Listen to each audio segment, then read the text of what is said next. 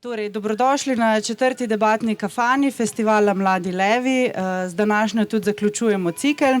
Najprej smo se pogovarjali o dvomu, potem smo se pogovarjali o zmernosti, včeraj smo se pogovarjali o pogumu, vedno o trikotniku s korona časi in umetnostjo, danes pa se pogovarjamo o svobodi. Svoboda je med drugim tudi izpisana na zidu stare mestne elektrarne in taka velika tema, primerna za zaključek cikla. Ker smo kafana, seveda tudi strežemo kavo. Zadaj boste videli mizo, kjer kava upam, da že diši, lahko se sprehodite po kavo, lahko pa samo počakate, da pridem in vas. Prosim vas za potrpežljivost, Milorad in Bojana Kunst nista mogla priti fizično na festival, kar smo si želeli, in jo seveda pričakujemo na kakem drugem dogodku ali pa upam, da na festivalu drugo leto, letos pa prek ekrana. Zdaj, slišali se bo dobro, vidim pa, ne vem pa, koliko dobro vidite, tako da če ne vidite dobro ekrana, tukaj so še 4 otočki oziroma 5 otočkov stolov, če hoče kdo priti bliže, ker vam bo sigurno lažje spremljati. Že četrtič z nami moderator Grega Ulen, ki bo upam, da dobro skrmaril tole ekran, ljudje in mikrofoni. Današnji pogovor bo v angleščini, se pa snema in bo objavljen podnaslovljen. Tako da, če vam mogoče kaj pobegne ali pa če kdo težko sledi, lahko še enkrat pogleda, pa seveda na voljo za vse druge.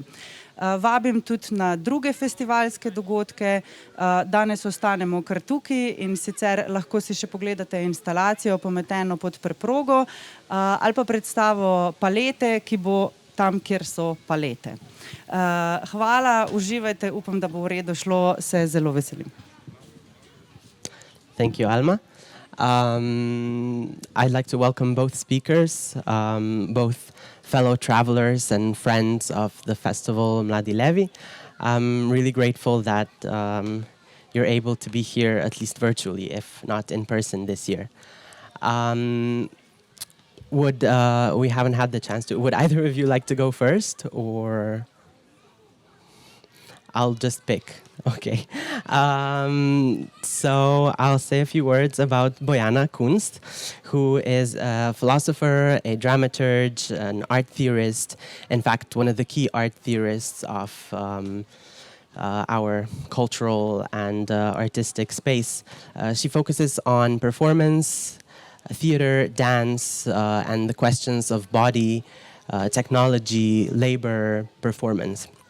She is currently a professor at the Institute for Applied Theater Studies at the University of Gießen, but has also lectured extensively at other European institutions. She serves on the editorial boards of many international and Slovenian journals and is an author of several books, most recently the 2015 monograph entitled Artist at Work, Proximity of Art and Capitalism. Thank you. That's a good title. Yeah, especially for the situation we are now, everything is coming back. Thank you very much, Grega, and thank you very much for introducing an invitation. Is that a kind of invitation to start, or it's just that I have to have a kind of a feeling of the situation? Yes? Yes. Sorry. Okay. Yeah, the previous days we've had you sort of do any kind of introduction that you'd like to, followed by I'll have some of the questions for you, and then we'll turn it to the audience as well. Okay. So, yeah, there was an invitation to actually prepare something like 10 or 15 minutes. So I was thinking how to grasp this very difficult triangle of, let's say, art, performance, the post or pandemic situation, and the question of freedom, which of course is the notion very much on our mouth recently, but used in a very different ways. So it's a kind of a tricky dialectics, I think, and it's also very much related to a situation from which we are speaking and how we are actually then really thinking about this relation between the situation we are now and freedom.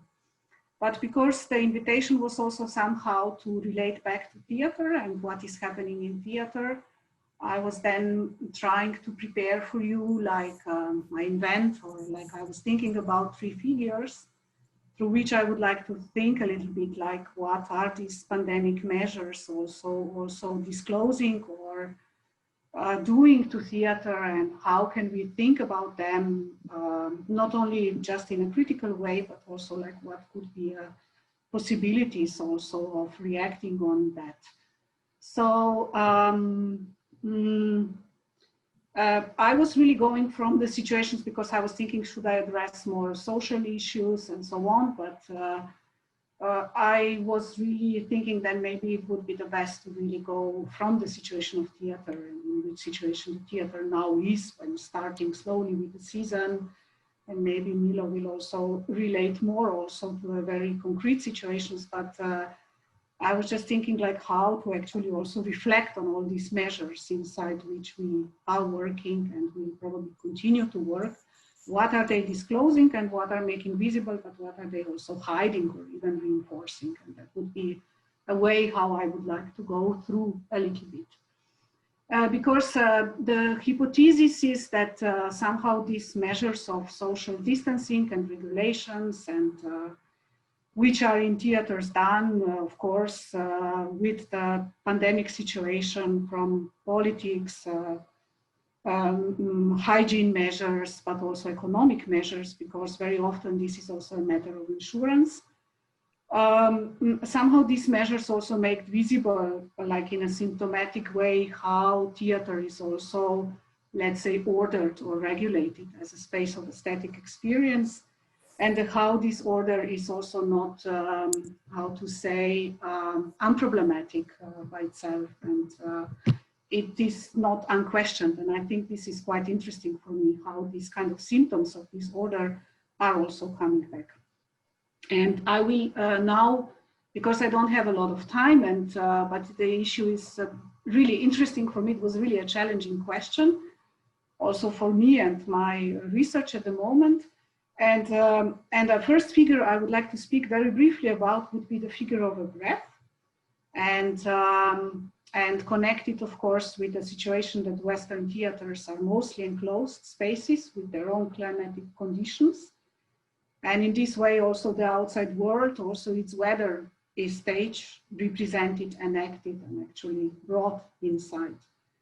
And in the theory of scenography, we very much like to talk about atmospheres, which is a highly interesting notion also in the time of the troubled atmosphere because of the ecological changes, but also in the time of the troubled atmosphere because of the virus.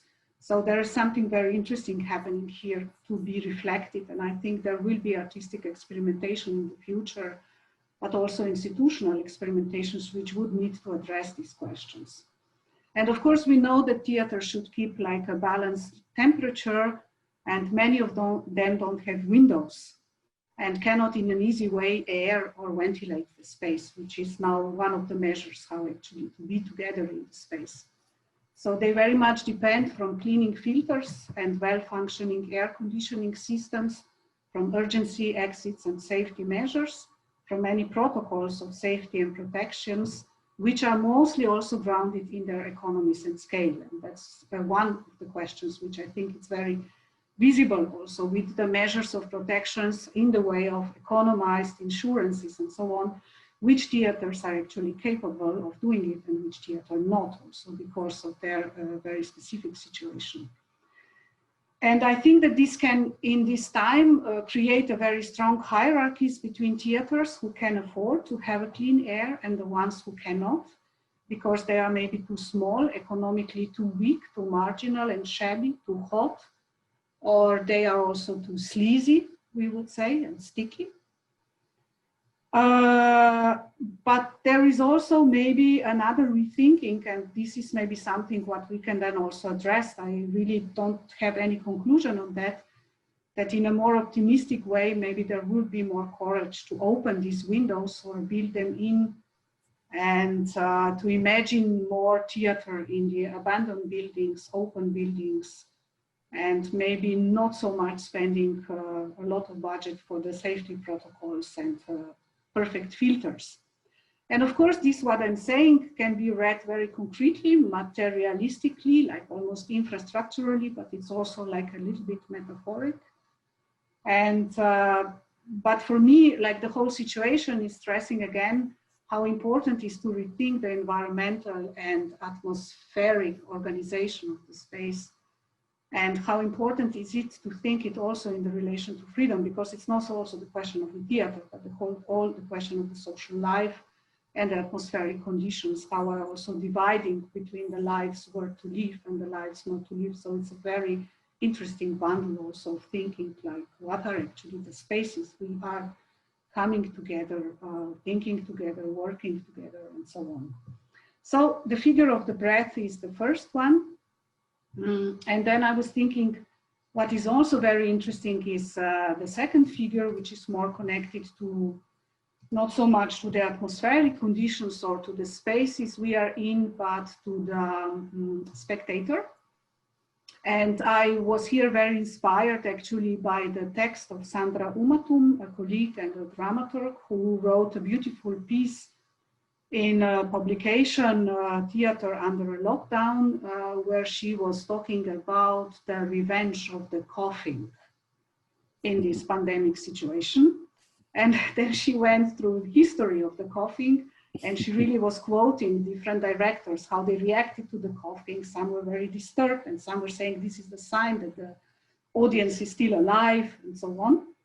And of course, this is related on one side with the history of enclosure of theater and the dispositive of theater in the Western history, because the bodily functions, if we would go very systematically to history, we can also see how the bodily functions of spectators were mostly reduced to breathing. And even that has to be done in silence. And we all know that arrangement of the audience, of course, it's ordered through a set of regulations, which are spoken, but also unspoken. And then Sandra Umatum is talking about this role of the coughing spectator, so how to then think about that. And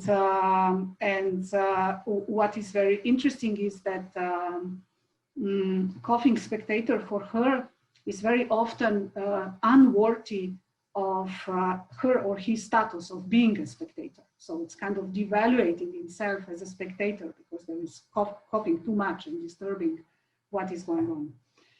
So this is, of course, going more into a problem in the ways how do we watch the theater still generally and attending as spectators, so that this our experience is somehow undisturbed and we are sitting still and quiet with the less disturbance from others as possible.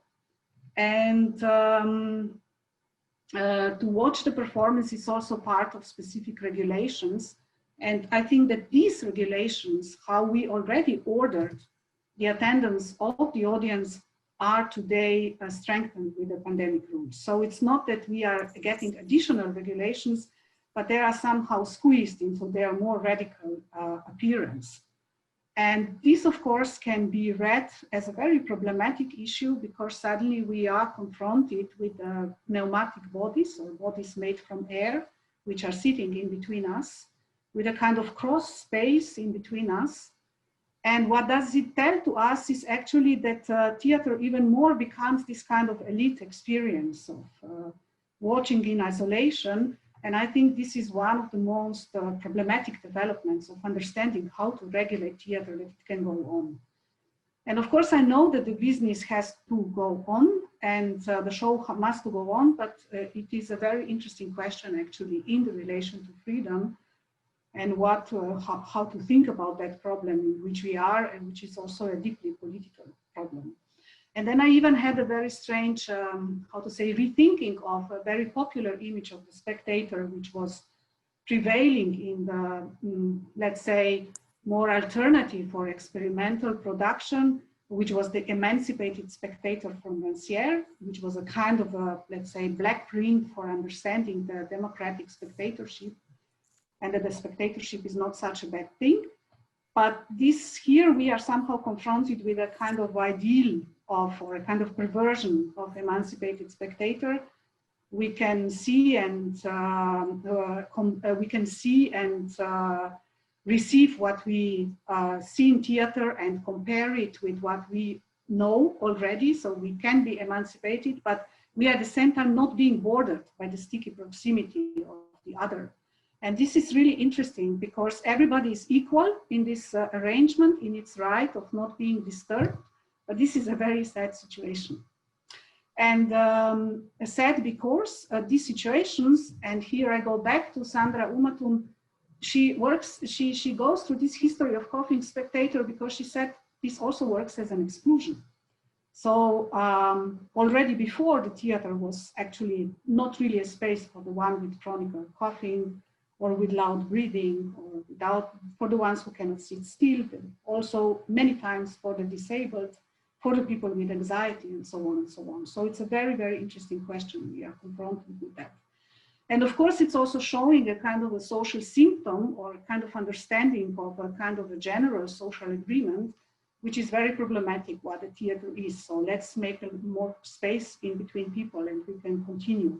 And this is for me something really interesting to maybe discuss or bring it into the discussion. So not to be too long, I would now start with the third figure, which is more related to this proximity of art and capitalism also, but also first of them, I think they have something to say about that. And this is the figure of a theater worker, because I was very stuck also and very, dealing a lot with the way how this pandemic changes also shifted and radicalized the conditions on the field of work, in especially in a freelance scene, but also like generally in arts. And of course, this is not an exception. It's part of the general problem in economy with the precarious work, but nevertheless, I think it's worth to mention this kind of figure.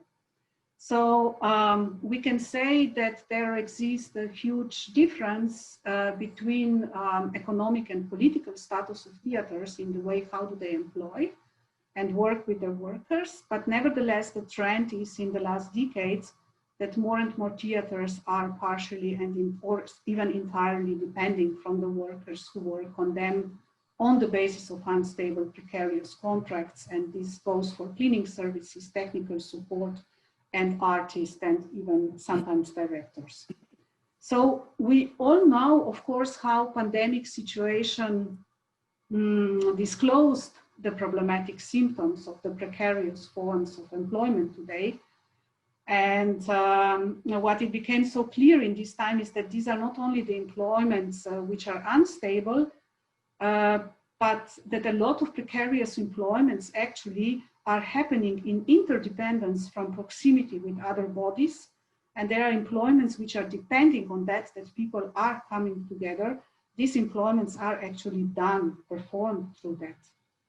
And so it is confirmed again that the precarity is nothing to do with the immateriality of the work, which can easily, in a kind of a bubble, adjust to work on Skype and Zooms, but we all know how this is also difficult. But it's more part of connecting and deriving through many bodies and meetings, through collaborative processes and being in spaces together.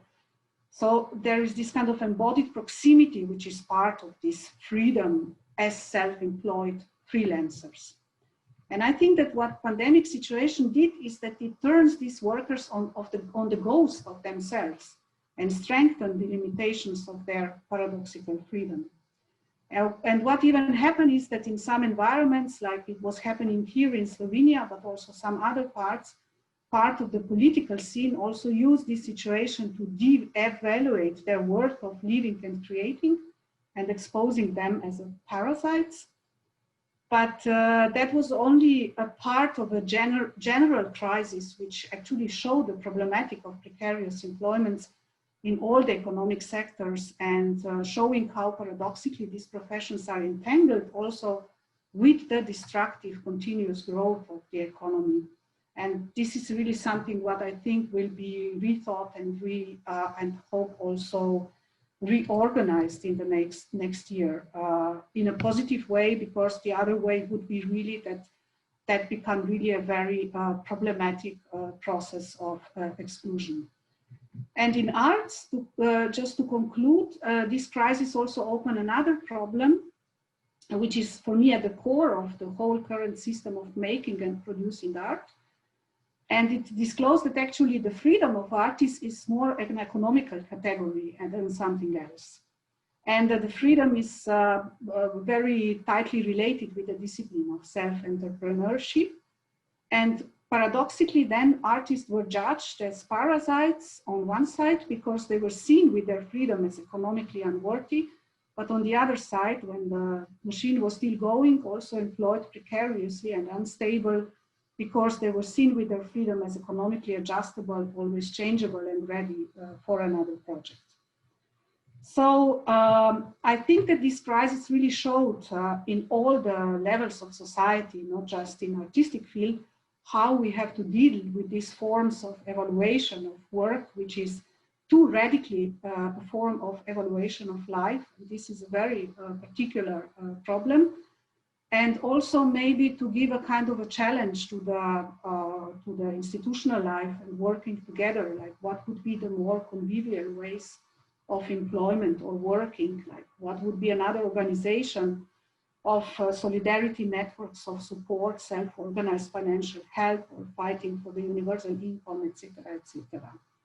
So, so this is actually the third figure, I think, which was very much visible, or a kind of a lot of paradoxes or symptoms already of what it was before were disclosed with that, and were becoming really present actually with what was happening with that kind of a lockdown, temporary lockdown. So this is what I had. I don't have a big conclusion. But I was just thinking that maybe this opening of the windows and ventilating, which everybody is kind of recommending, can also help us to ventilate among something what was taken for granted. And that's actually the way how I would also like to enter this discussion, and maybe open another way how to think about the complexity of freedom and the very situation from which we are actually discussing this notion. Okay, that's it. Hope I was not too long. No, not at all. Thank you so much.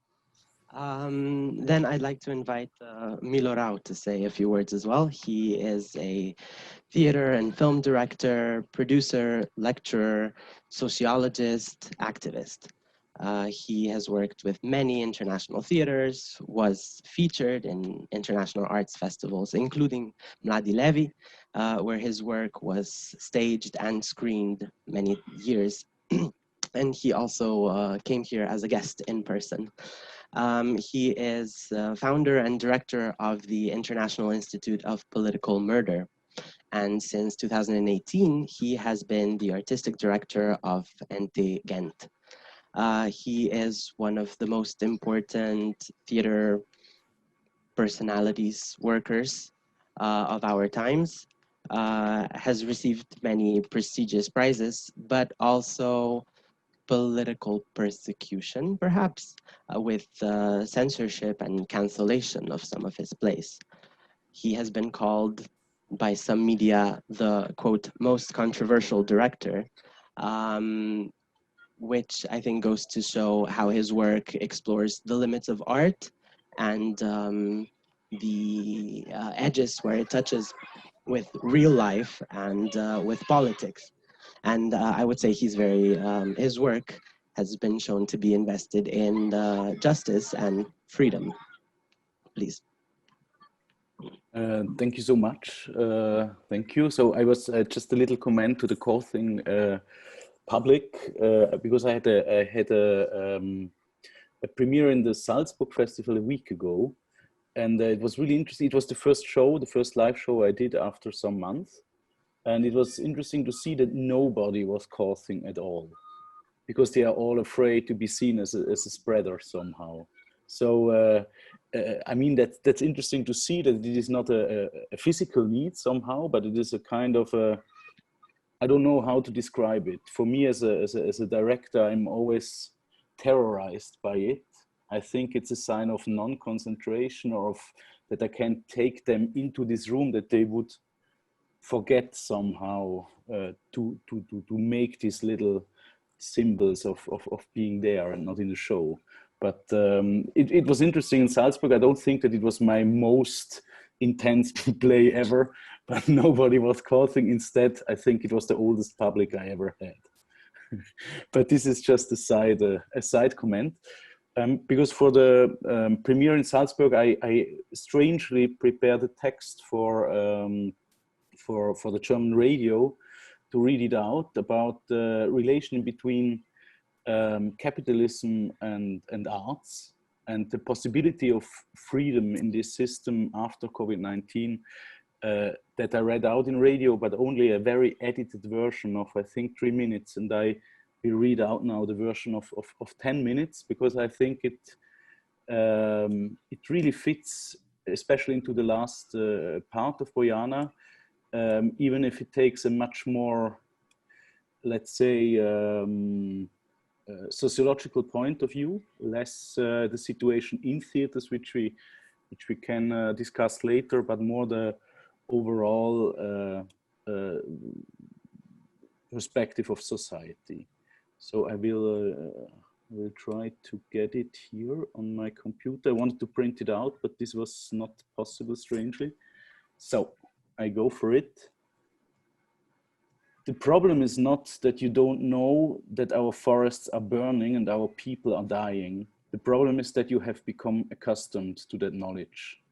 This is a sentence from the speech given by indigenous activist and actress Kaisara at the opening of the Wiener Festwochen, the Vienna Festival, in mid-May.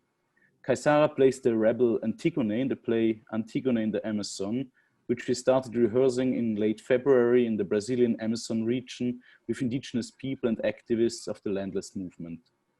But only 2 weeks later, in mid-March, the first COVID-19 cases were reported in the state of Pará, in the north of which we rehearsed. Kaisara retreated into the woods to her people. I flew back to Europe. That was almost 5 months ago now. The opening of the Vienna Festival, which took place online, was 3 months ago.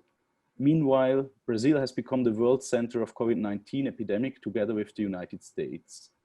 The forests of the Amazon are burning harder than ever. Bolsonaro and the agricultural industry elite with him are taking advantage of the chaos. But it is not only pastures and soya fields that threaten the planet's lungs. Where the most complex ecosystem in the world is located today, a gigantic industrial project is planned, whose dimensions remember me the technological dreams of modernity. So while the Amazon is burning in Brazil, the industry of compassion is running at full speed in Europe. We've been sent a lot of pamphlets signed by celebrities over the past few weeks.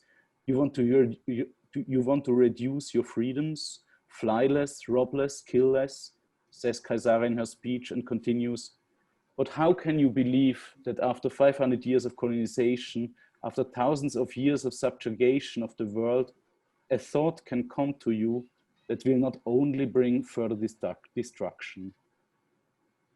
In view of the decisions made by the Western industrialized countries, almost all of them democracies, after the first wave of COVID-19, one can only agree with Kaisara.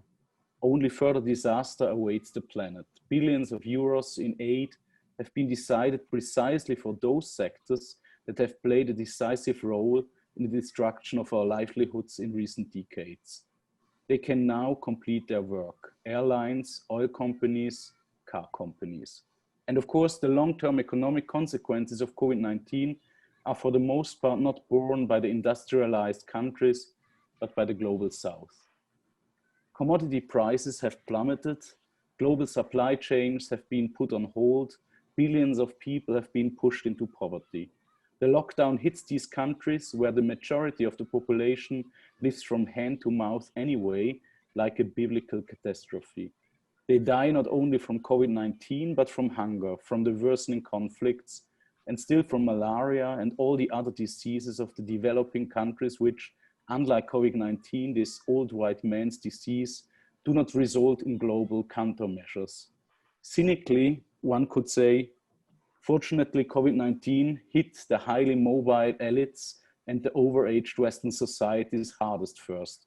Otherwise, nothing would have happened.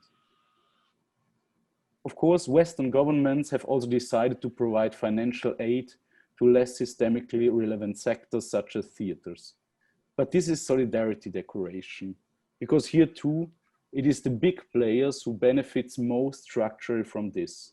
As for me personally, my own independent company, the International Institute of Political Murder, barely survived the lockdown. But the Ent-Again Theater, with its 4 auditoriums, which I run as artistic director, has survived COVID-19 better thanks to government support. Of course, we are now trying to help the artists whose performances were cancelled. We open our house, provide our infrastructure, our communication apparatus, our technology. But that remains a systemically limited gesture. Because the money that flows into culture, whether directly from the state or indirectly via the institutions that show solidarity, where does it come from? From the economy. Our entire democracy, our entire prosperity, the theaters and the schools, the hospitals, and the gathering in which I speak now, rest not exclusively, but above all, on the ultimately criminal money of large corporations. This is a truism, but let me give you a very personal example. Exactly a week ago, my new play, Every Woman, premiered at the Salzburg Festival, a monologue that I have worked out with actress Ursina Lardi and dramaturg Carmen Hornbostel. For many decades now, one of the main sponsors of the Salzburg Festival has been the car manufacturer Audi, which in addition to the local festival also supports, for example, the FC Bayern, who won some days ago the Champions League. After the war, Audi was expropriated because it abused thousands of forced laborers from the concentration camps as slaves and manufactured tanks. Since its refoundation in 1945, Audi, as a manufacturer of luxury cars, has continued to work on the destruction of the planet, currently as part of the Volkswagen Group. Almost all of my favorite directors and actors worked at the Salzburg Festival. Christoph Schlingensief, Need Company, Christoph Walikowski, to just name some of them, and the last weeks myself. But how can that be? How can it be that we can breathe and think and make art in such contradictions, that they don't take our breath away? Was there, asks Ursina Lardi in Every Woman, ever a time when knowledge and action were as neatly separated as in ours? How can we dare to speak under these circumstances of artistic freedom? Yet in recent months, we have seen how Western societies have acted collectively, rationally, and in solidarity. Our economic and financial elites lost their image overnight. The big corporations backed governments for money. An economy of life triumphed, at least temporarily, over an economy of added value. Everybody seemed to count again. And it was as if, as we say in Every Woman, we were finally looking at each other's faces again. As if we were finally part of this world that keeps us alive. It was as if the mega machine and its automatic thinking had been stopped. And today, now, eternally ago, it seems to me that I was in Brazil, that I returned to a strangely empty Europe. Not only have we returned to normal operations, we are even trying to make up for the time that was actually gained, but thought lost. This is, of course, due to the persistence of the lobbies, as well as the inner mood of ourselves, as in a nightmare in which one is confronted with an unfolding catastrophe without will. It is as if we as a culture had no longer any thought that brings not only further destruction, to quote Caesarea. The suddenly contemplative move of the Western elites, the new aesthetic of relaxation and patience, is the most beautiful and terrible example of this. The most of us artists, let's be honest, experience the full stop as a liberation from a somehow ghostly, because internally empty compulsion to produce, sustained only by the artificial Darwinism of the cultural industry. We are, as Franco Moretti once noted in his book, The Bourgeois, about the European middle class, the first ruling class in history to commit itself to untiring productivity, even when the real work is actually done by others. COVID-19, however, revealed the truth. The flow of goods from the third world and the criminal big corporations continued, even though the Western cultural citizens sat at home for half a year. Despite hectic Zoom conferences, we were exposed for what we are, slave owners who even still manage to sell their murderous laziness as sustainability. Audi continued to work, just as Audi had worked and will continue to work under all the random political systems. And we, the intellectuals, the artists, after some weeks of rupture in which a different way of dealing and living became visible, we returned like programmed machines to our main occupation for hundreds of years, to deliberately misunderstand each other. Our way of life, our freedom, is the social sculpture of an epochal failure. There is no lack of absurd, actually cynical moments. When I entered the words climate and Audi into Google yesterday to find some background information, the list of scientific and social climate protection projects sponsored by Audi and Volkswagen was so overwhelming that I had the impression that only Audi, only Volkswagen alone, only the oil and car industries could save us from the apocalypse, which they themselves are also bringing about. We all know what needs to be done. We know that we would have to storm the Audi company, that we would have to storm all the companies, that we, as it says in the last scene of Every Woman, simply had to go to the shops, to the supermarkets, completely relaxed, without any anger, but full of gentleness, and clear the shelves. That we'd have to say, we are not playing the game anymore. We want fairness, humanity, justice. We would have to stand up and say, that's it. Criticism is no longer enough. Everything, really everything must change. We need another freedom. Thank you. That was it. Thank you so much.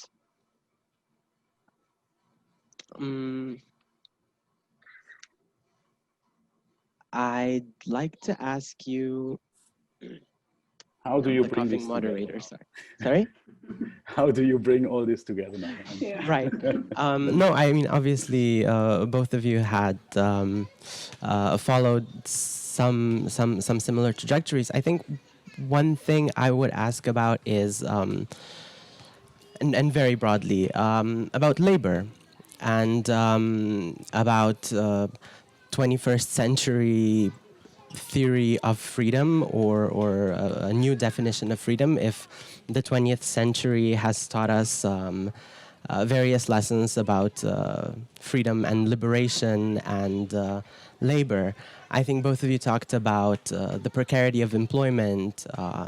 Then we've encountered this inflated category of essential workers during this pandemic. But also, Milo, like you said about the we return to work as machines, and on the other hand, this sort of leisure aspect of let's work in peace and from home, and the kind of atomization of labor that got even worse during this pandemic. We were all, working from home and virtually. If you have any thoughts on what kind of freedom we need to fight for now. If I can add one hope I address in the text very shortly, and I somehow lost in the last 2 months, is that this pandemic would really change the system of how we produce art. I see it in my sector, and I see it in the economy in itself. And I gave the example of the Salzburg Festival, which is paid by one of the most criminal companies existing in Germany in terms of ecology, but also historically. So really a beautiful example of on which basis we are trying to change the system. And of course, as a Marxist, I'm always asking myself, how can I change the institutions? How can I change the basis on which the institutions function? And how can I, of course, change the way of producing art? And I think this kind of, let's say, the neoliberal truth, and also a bit cliche of all these non-employed workers in theaters. Of course, when you lead a theater, as I have the chance to do it since some time, then you can change this quite fast. You can change this quite fast in the limits that the economy gives to you, because the actual truth, I think, of all city theaters is that we do 2 times more productions than 20 years ago with half the staff. So that means that if you can't employ the people, but actually you have to produce more than you can produce with your staff, then you have to employ people with shitty contracts, you know? And my hope was during this pandemic that what would happen, that everybody would say, let's produce not 10 plays, but 5 a season, you know, more sustainable. But you can't do it because you can't tour it. You know, you can tour a lot with 5 productions, not make 10, but you can't, you know. So there are some crazy contradictions, especially the bigger institutions are in now. And I'm even not talking about the independent companies, because from the independent companies, of course, we can now start to produce a play, but we can't tour it, and we don't know when we can tour it again and for how many people, because we lost the whole spring, the whole summer, the whole season is gone. We lost hundreds of thousands of euros as all companies. So we are now in a weaker, even weaker situation. I said today to somebody else, I think neoliberalism took 10 years in half a year. And the hope was that the system would change and become more sustainable. But actually what happened is that the Darwinism, and sometimes, and I describe it, the absurd Darwinism, because we would have the money to not act Darwinistic in Western Europe. And this is perhaps another global crime, but we would have the chance. But the Darwinism multiplied in the last 6 months. So this is the very problematic situation we are in now. And we are planning the next seasons. I would like to connect to that what you said, because of course I can go very much with what you also wrote. And it's a very, I think, pertinent analysis of the paradoxes of the whole production and the whole sector. But I think it's also connected to something others, and that's why it's so difficult to just, how to say, to change the economic way how we are operating. Because first, I think there are very different ways already how to return, and some, as you said, also cannot return. So this kind of a crazy machine will continue, but many will be out. So they are very different situated, and this is not only in a economic sector, but like an art sector, but also like in the way of life and so on. So I think like this pandemic crisis also, and this is really paradoxical, and you also said like there was this kind of, on one side, awareness of solidarity and so on, but it was also a huge machine of differentiation.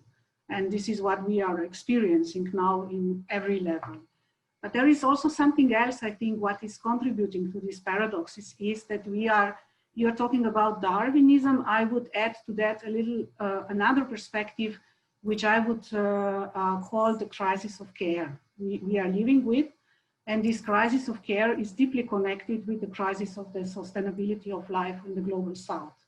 So we are living in a very complex situation where in the Western society or global North, if we say there is a kind of a general crisis of care of the work of reproduction or social sustainability, and which is very much combined with the labor of care, that it gets professionalized or badly paid and so on.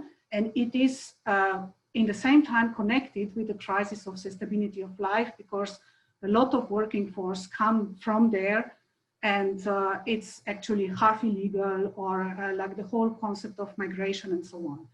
And where I would like to go with that is that I think that art on the West or global North is part of that crisis of care somehow. It's part of that very problematic system. And this is the paradox, I think, also, that there are so many proposals also in art which are politically very aware, but nevertheless somehow not complacent. I think it's not, they cannot go out of that economic system because this is also their role in the society. They are repairing, saying what are the political problems and so on. They are intervening and so on. Nothing is bad with that, but I think it's the part of the situation we are in. And I don't know how to go out of that, but maybe really this crisis can also say to us that maybe we should really more refocus also our micro-political interests, like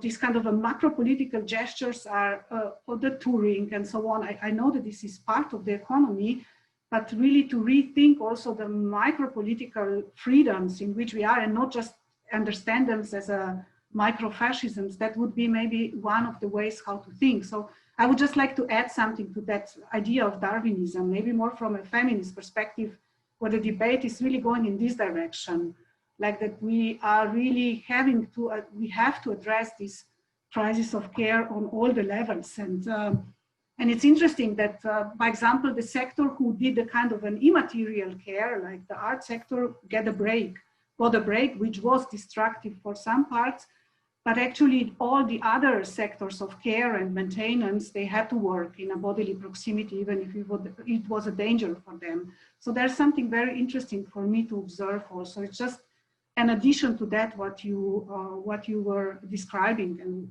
what is actually contributing to these big paradoxes we are living with.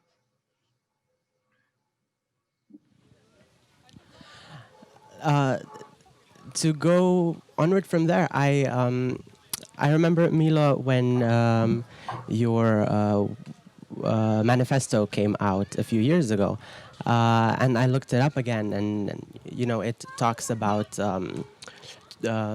I thought when I reread it, a different kind of. You know, internationalization, a different kind of global movement beyond the sort of global elite or global middle class and the linguistic imperialism and the distribution of cultural capital and things like that. And then we're talking today about you know, also the freedom of movement and of manifestation and things like that. But I really like both of you connecting it to the issue of climate, both as that sort of, you know, new global fight that sort of we're all involved in, but that is tremendously unevenly distributed in terms of the uneven distribution of vulnerability and care in the global south, obviously, most. And another kind of global movement that has sort of coincided this in the exact same time, the Black Lives Matter movement that has spread from the United States, that also is sort of involved in you know, the issues of breath, breathing, of climate, I think, things like that.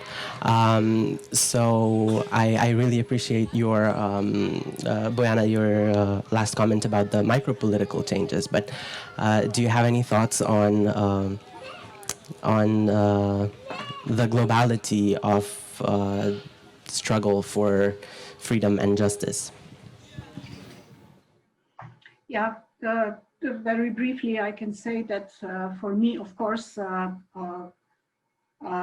there is a need for globality of struggle for freedom of justice, but it is always, this need is always beat on the, it's always, how to say, constructed on the, how to say, disproportion of very difficult, very different situations. So what I think those movements, or like Black Lives Matter or other political movements, and the movements which are dealing with these processes are also showing us that, how to say, we can have some unified words. Like, for example, one of them is a very dangerous word also now in arts, which is exactly care.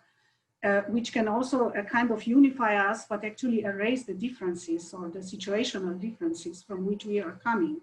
And I think this is the challenge of the global movement now, to really see these disproportions and very differently situated political and social questions. And I think that that is something what has to be addressed through the question of climate justice and so on, because otherwise I think there is also a kind of a danger of ungraspability of the problem. I think we have really a very big political problem with, how to say, the problem is too big to be grasped. And I think that micro-political practices can also help us, that we have a common interest, but that these common interests are coming from a very different situations, different political alliances and so on, but nevertheless they have this. I think what is maybe very simple is that they have one common value, and that's the value that the life is not an economic value. And this is maybe the basis where we have to start, and because it changes everything. Like we were discussing like 10, 20 years ago, very much on the democratic value of equality, which was very much discussed and so on. But I think now we have much more to go to these really deeply biopolitical issues and rethink actually also the notion of life. And in that sense, maybe find a way how to connect. So that would be a way how to think, and where art can actually really do a lot with its creations and also imaginations of the way of living. So that would be one of the answers. Yeah. Yeah, I can add also a very small experience I had in the last month about 2 points that are for me were always crucial: how to interconnect different struggles and how to make knowledge, or we call it the art of resistance, from different groups, the landless movement in different countries, for example, how to interconnect it and how to make it accessible. And for me, one beautiful thing that happened, because I come from the performance scene, which is a very petit bourgeois scene with the fetish of the presence, you know, and the fetish of the presence was completely erased in the last month. And it was very helpful to make, for example, for 4 months, the biggest institutions just opened their archives. And thousands of people from, for example, in the Congo finally saw my film Congo Tribunal, because it was under the law of distribution. And if you didn't have a cinema and you couldn't show it, you wouldn't have the rights to have it. But then during the pandemic, they decided to open the archives. All theaters, a lot of movie manufacturers, they just like gave access to everybody. And I think we had more public and more diverse public than ever in the history of theater in the last 5 months. And I know that there will be a lot of and there can be a lot of critique of it, because of course theater is a genre of presence and of communication. And a friend of mine, Florian Malzach, just wrote a book about this perspective on theater. And I think I'm a maker that is really using this kind of antagonism that you can have in a real political space. But on the other hand, for me, it was a big liberation, and I saw that a lot of things in my head were wrong, and that I have to continue on the digital path somehow in some parts of it. So we created, for example, the so-called School of Resistance, and it's just a kind of a live stream like this one, where we try to interconnect, for example, climate activists in one edition from Central Africa, Europe, and India. And then you immediately understand where they are connected and where they are completely disconnected, and what you lose as knowledge. Because another thing that I really understood in the pandemic, and now that we tried to find other ways of distribution of knowledge, that we had a global system of distribution, but you called it the global elites. It was as if the people that think and know the same things are interconnected globally, you know, and meet. And now I had, and perhaps it was my mistake in the last years, that I just met the people from my little global peer group. But for the first time, I had the impression that people really tried to interconnect in their diversity. And this was a new way of thinking, for example, a congress or a seminar, or because you could just invite everybody and he would come. He would just say, he had time because there are no flights. On the other hand, of course, for me, the truth of, I mean, we have, Ghent is a small city, 300,000 people, but we have the global south in Ghent and we have the global north in Ghent. So what you experience is also that locally, of course, you find, we talk about global south and we think of Latin America or Africa, but we find it like close to our homes because there is migration, there is a global society. So we can find a whole global south in our neighborhood. And this is, for me, also a new experience, I think, for many, many makers. It's not new, I knew it, and I used it somehow in my work, but now to structurally use the institutions to let enter the so-called global south into the canon, into the plays, into the big auditoriums of your city theaters. I think this is another move that can be made now. And this is a bit my little disappointment, let's say, that for me, it's very symbolical that the first festival that reopened in life is the most absurd festival to reopen, the Salzburg Festival. Because there the fetish of presence in opera and classical music is you have 300 people in the same room. And this is the amount of people in a smaller festival like Mladi, levi you have spread over 2 weeks, I guess. So there you have every evening this amount of people, of artists on stage. And you see that these lobbies, I don't know morally or ethically if it's good or bad, but you see that these lobbies have a strength that, for example, the independent system of theater doesn't have. So this is the problem I find myself in now. Thank you. I'd like to open it up to the public.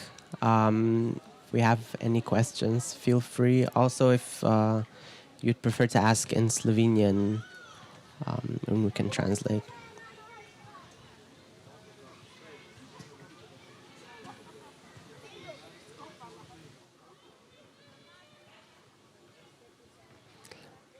Not yet. Okay.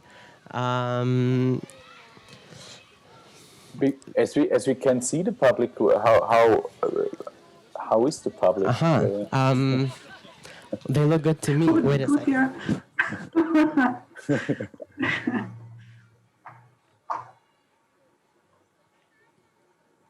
Oh, nice. Ah, nice. Yeah.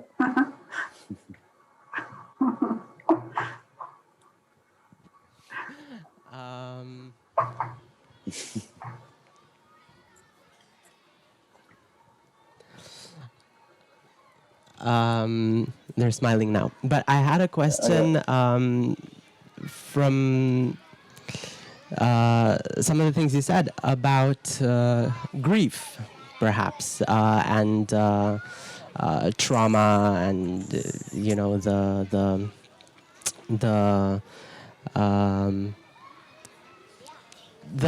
trauma of the coronavirus times and the loss of life, but also the inability to grieve, I guess, our loved ones, as you know, funerals have been limited, or there's been limited access to the hospitals, and things like that, and I guess it's not a very formulated question, but I was wondering if you had any thoughts on grief and art, and I guess the shifts in art that you expect or that you'd like to see in relation to, I guess, more even distribution of grief globally as well, but also, as we talked about, the fracturing of the local with the global south, etc.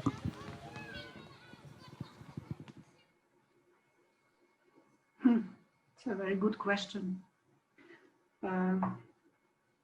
I'm just thinking that on one side, I think it can also be read like what happened, or the decisions of the how to regulate the dying. I think it's very much connected also with the problems of living and dying well, and it is a symptom of the relationship also to death of the Western culture. These kind of protocols of not leaving people to the people who are dying, and not even to the funerals, was so strict and so fast. And there is something paradoxical and also historically repeating our fear of contagion and exclusion of the dying. But it, for me, because of course this question of living also has a lot to do with the question of dying well, and I think that's something what has to be discussed parallelly.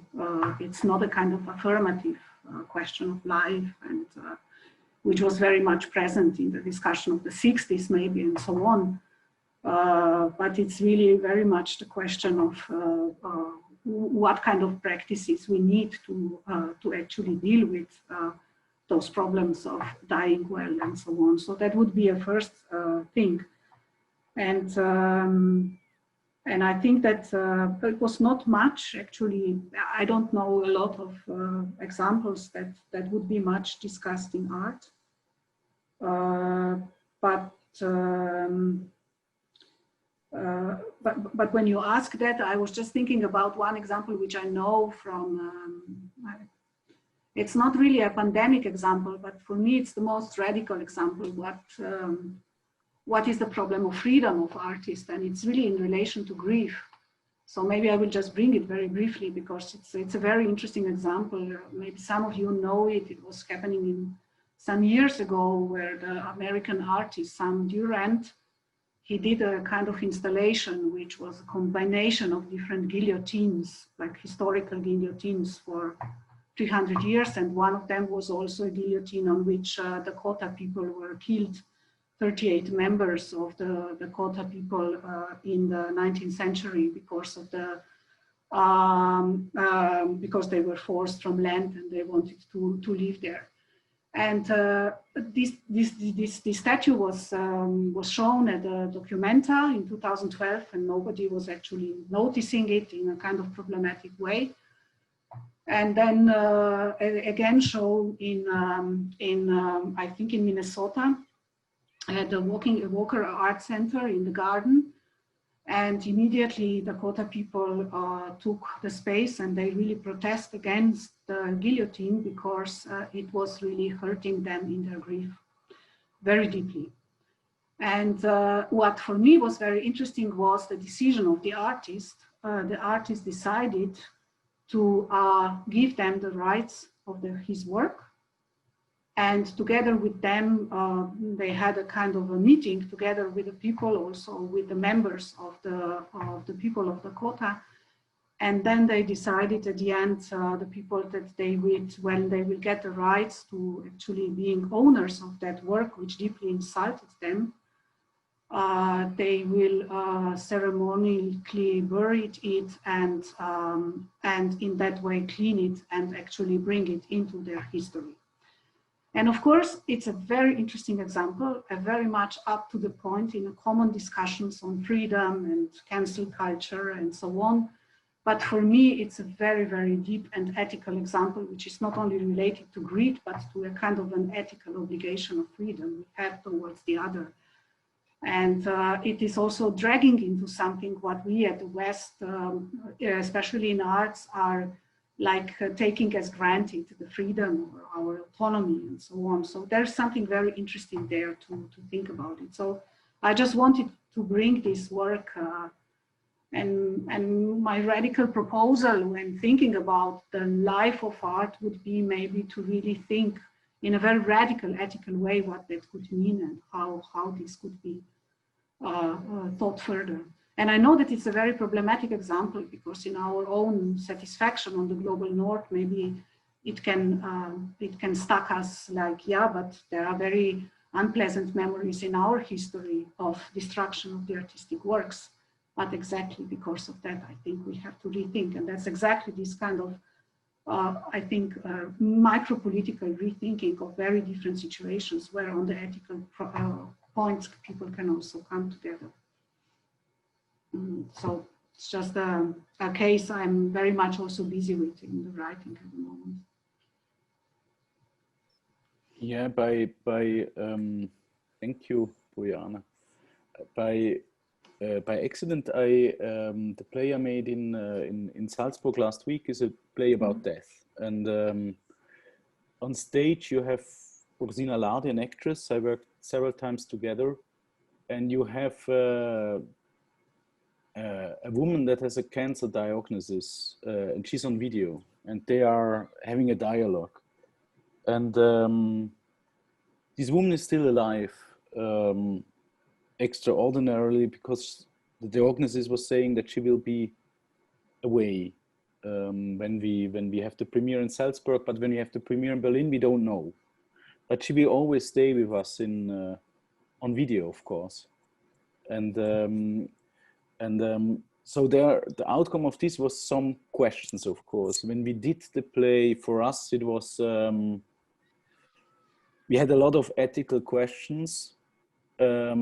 And then we were doing this play in the middle of in May, in the middle of the crisis. And we were asking ourselves, because the death quota of COVID-19 is not so high, actually. So why is it for our society impossible to lose only one life or 10 lives? And I think because we think that these people that die are really lost, you know? In a metaphysical way, they are lost, they go nowhere.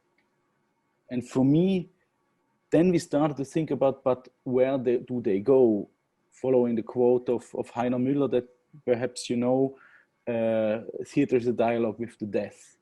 So how can we dialogue with the death when we think that they go nowhere? And that was where this play was based.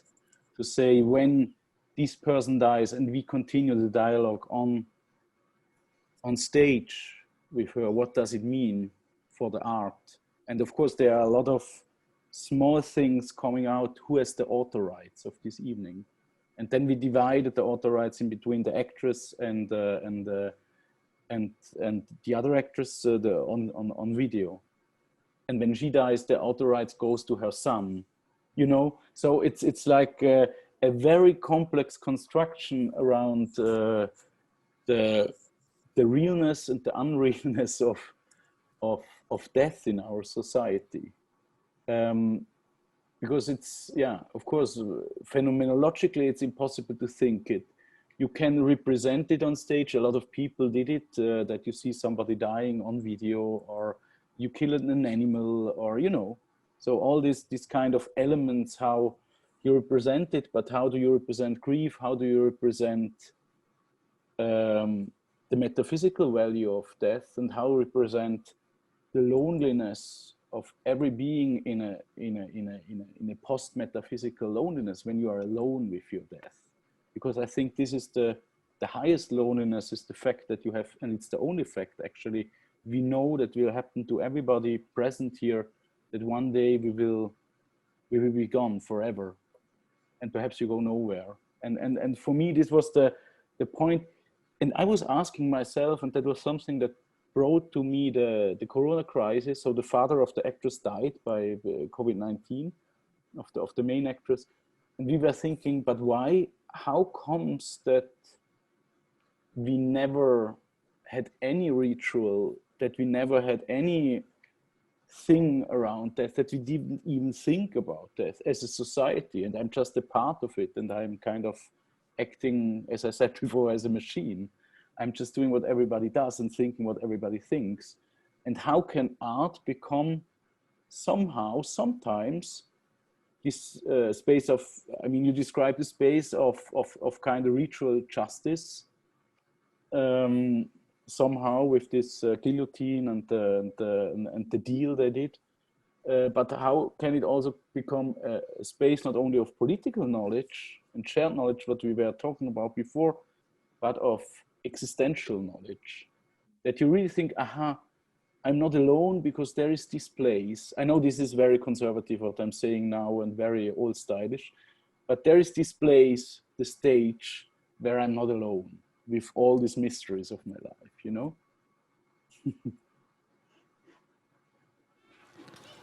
Thank you for that. That was really nice, I think. I'd like to give one more chance to the audience if anyone's come up with anything. In that case, I'll just thank you all. Should I just... Okay. I'll just turn you back to see you say goodbye. Thank you so much for your time and for sharing Yeah, your thank thoughts. you for inviting. Thank you to the audience Thank for you very coming. much. And I'd also like to say, since we're ending this, thank you to Alma for coming up with the concept and helping carry out the debate cafe that I think was a really wonderful 4-day series. And with that, I'll say goodbye. Thank you so much. Goodbye. Thank you. Thank you. Bye-bye. It was a pleasure. Thank you, Bojana, for your time. Hey, Milo, It was inspiring.